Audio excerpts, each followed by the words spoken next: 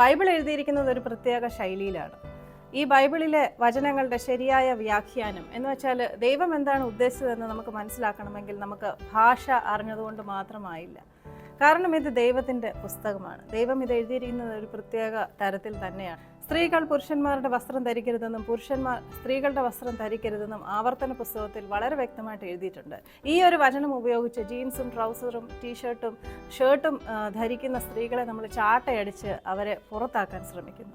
ന്യായപ്രമാണത്തിൻ്റെ ചാട്ടയുമായിട്ട് നടക്കുന്നവർക്ക് ഈ ഒരു വചനത്തിൻ്റെ പിറകിലുള്ളത് പറഞ്ഞ് മനസ്സിലാക്കാൻ ആഗ്രഹിക്കുന്നു. ദൈവം സത്യം പറഞ്ഞാൽ ഉദ്ദേശിച്ചത് സ്ത്രീ സ്ത്രീയായിട്ടും പുരുഷൻ പുരുഷനായിട്ടും ജീവിക്കണമെന്ന് തന്നെയാണ്. സ്ത്രീ പുരുഷനാകരുതെന്നും പുരുഷൻ സ്ത്രീ ആകരുതെന്നും തന്നെയാണ് ദൈവം ഉദ്ദേശിച്ചത്. ന്യായപ്രമാണത്തിൻ്റെ ചാട്ട താത്ത് വെച്ചിട്ട് വചനത്തിൻ്റെ ശരിയായ വ്യാഖ്യാനങ്ങൾ നമ്മൾക്ക് മനസ്സിലാക്കാൻ പരിശുദ്ധാത്മാവിൻ്റെ കൃപ ദൈവം തരട്ടെ. So fall in love with Jesus and fall in love with the word of God.